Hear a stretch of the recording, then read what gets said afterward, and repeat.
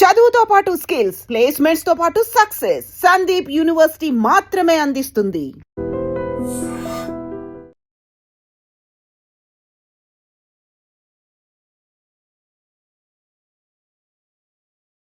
ఇప్పుడు కీలకమైనటువంటి ఒక అంశం మళ్ళా చర్చలోకి వచ్చింది, తెర మీదకి వచ్చింది. మూమెంట్ టైంలో జేఏసీ ఏర్పాటుకు సంబంధించి, అది కూడా బీఆర్ఎస్ జాతిపిత అంటోంది కేసీఆర్ని. అసలు ఎవరికి జాతిపిత?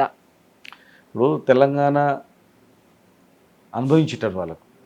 తెలంగాణ ఈరోజు ఒక రైతులు కావచ్చు, వికలాంగులు, ఒక 500 పెన్షన్తో వాళ్ళు చాలని తిండి తినకుండా ఉంటుండే వాళ్ళు. పుట్టిన తల్లిదండ్రులు కూడా ఎందుకు పుట్టించినాం రా, ఇట్లా పుట్టిన కదా, ఎట్లా పోతారని ఏడ్చేవాళ్ళు. ఇలా 4000 పెన్షన్ తీసుకొని, ప్రతి అవ్వ 2000 పెన్షన్ తీసుకొని, రైతులు ఎప్పుడు ఏడ్చేవాళ్ళు. పంట వండిందంటే కూడా బాధని ఏడిపే, ఎందుకంటే ధర లేదని చెప్పేసి.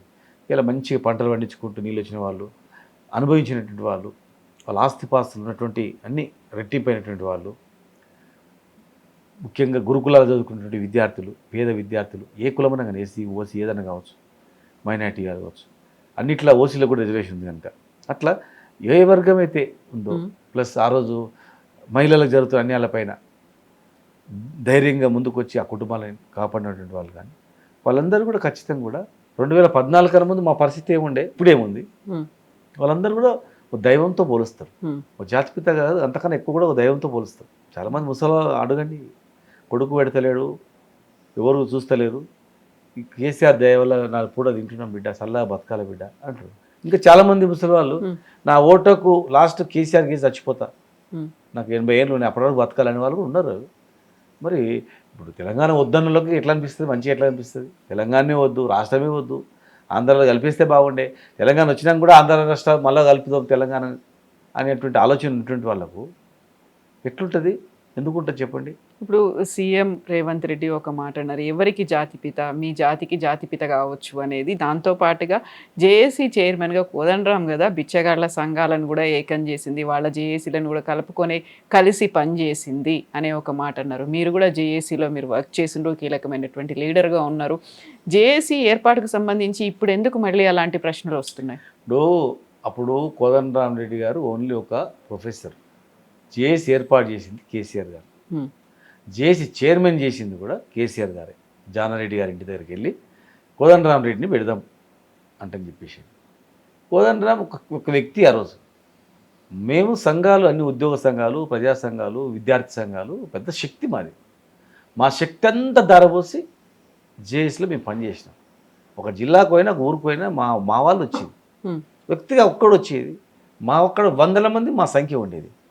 అక్కడ మేము వ్యక్తిగా గౌరవించినాం, ఆయన వ్యక్తిత్వాన్ని గౌరవించినాం.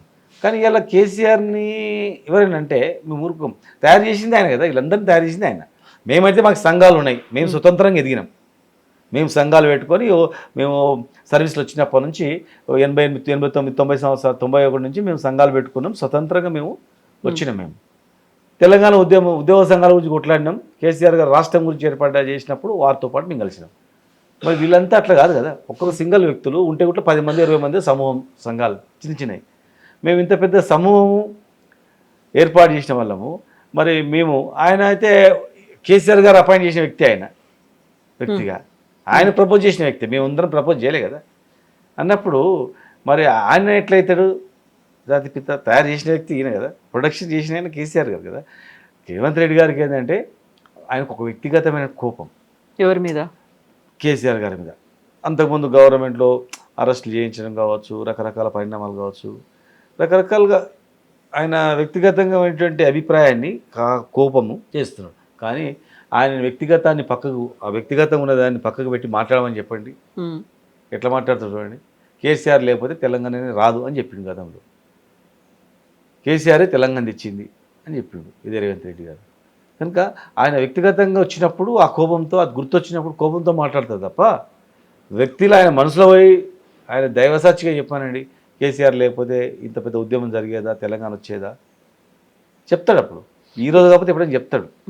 రాజకీయంగా ఏంటంటే ఇప్పుడు కేసీఆర్ని అన్పాపులర్ చేయాలా, చేస్తే మొత్తం మనమే ఉంటాం, కేసీఆర్ చేసిన పనులన్నీ కూడా దుర్మార్గంగా చిత్రీకరించాలా, ఎట్లయితే మనం దుర్మార్గంగా చిత్రీకరించి అధికారంలోకి వచ్చినామో ఈ పనులు కూడా అట్లా చేయాలనేటువంటి అపోహలు ఉన్నారు. కానీ ఇప్పుడు లేరు అట్లా, ప్రజలు అట్లేదు. ఇప్పుడు అన్ని సంఘాలను కావచ్చు, జేఏసీలని, పార్టీలని ఏకం చేసింది ఎవరు? ఆ ఆలోచన అనేది ఎట్లా వచ్చింది, ఎప్పుడు వచ్చింది అసలు?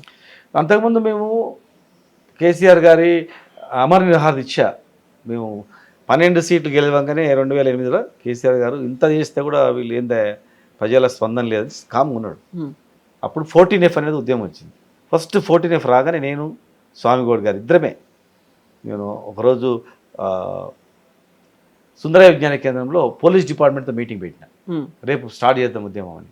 ఫస్ట్ పెట్టి స్వామిగౌడ్ గారు చెప్పిన, ఇట్లా పోలీస్ డిపార్ట్మెంట్లో మీటింగ్ పెట్టినామని చెప్పినాగానే పేపర్లో కూడా వచ్చింది మళ్ళీ పోలీసుల కమిషన్ 14F అనేది. అప్పుడు మేము గాంధీ భవన్ నుంచి టీఎన్జిఓస్ భవన్ నుంచి మేము స్టార్ట్ చేసినాం. స్టార్ట్ చేసిన తర్వాత నెక్స్ట్ డే కేసీఆర్ గారు పేపర్లో చూసి బ్రహ్మాండంగా ఉంది, ఇది ఇంత పెద్ద ఎత్తున ఎంప్లాయీస్ నుంచి స్పందన వస్తుంది, లేదు కలిసి మీరు రాండి అంటే కూర్చున్నాం. నేను సపోర్ట్ చేస్తా అన్నాడు. సిద్దిపేట సభ పెడదామన్నాడు. మీరే నడిపింది సభ, మేము కింద కూర్చుంటామని అన్నాడు. తర్వాత దగ్గరకు వచ్చే వరకే కలిసి చేద్దాం అనుకున్నాం, కలిసి చేసినాం. అక్కడనే ప్రకటించిండు అమర నిరాహార దీక్ష చేస్తా అని చెప్పేసి. అట్లా అమర నిరాహార దీక్ష నుంచి స్టార్ట్ చేసి మేము కొట్లాడుకుంటూ వచ్చినాం. 9th డిసెంబర్ వరకు జేఏసీ అనేది లేదు. 9th డిసెంబర్ ప్రకటన వచ్చేంత వరకు మేము పెద్ద ఎత్తున్నే కొట్లాడుకుంటూ ఉన్నాం. స్వచ్ఛందంగా మేమందరం కూడా సకల మొత్తం సకల జిల్లా సమ్మె అనేటువంటి పెన్ డౌన్లు అని చెప్పడము, బ్లాక్ బ్యాడ్జ్ పెట్టుకోవడం అని చేసినాం. ఆయన సిద్దిపేట సభ తర్వాత అరెస్ట్, మన ఖమ్మం తీసుకెళ్ళడం, అరెస్ట్ కావడం, మళ్ళీ నిమ్స్కి రావడం, అట్లా దాని తర్వాత మేము అటాచ్ చేస్తున్నాం. డిసెంబర్ ప్రకటన బ్యాక్ పోయిన తర్వాత మళ్ళీ పెద్ద ఎత్తున ఉద్యమం చేయాలంటే చెప్పేసి అట్లా ఇంతకుముందే ఏర్పాటు చేసిండు, జేఏసీని ఏర్పాటు చేద్దామని. జేఏసీలో ఎవరెవరు ఉండాలి అనేది విద్యార్థులు, ఉద్యోగులు ప్రధాన పాత్ర, కుల సంఘాలు ప్రధాన పాత్ర.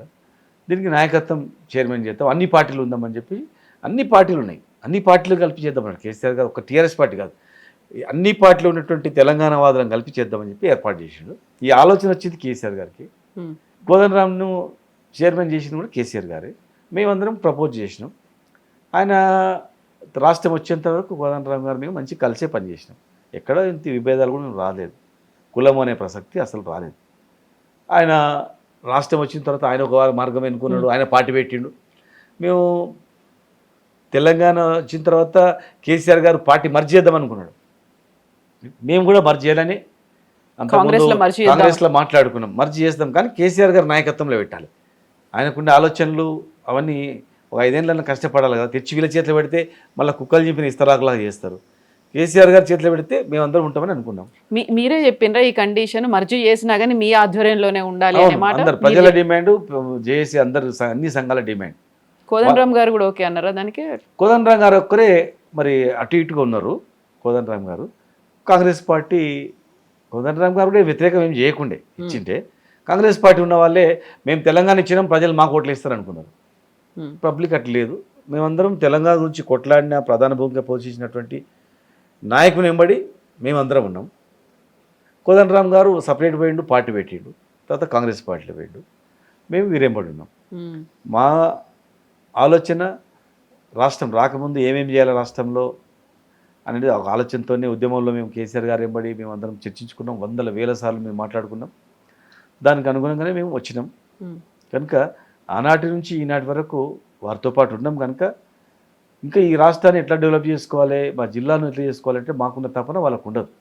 కనుక మా వ్యక్తిత్వాన్ని ఎవరైనా ప్రశ్నిస్తే మాత్రం మేము తట్టుకోం, ఊరుకోం.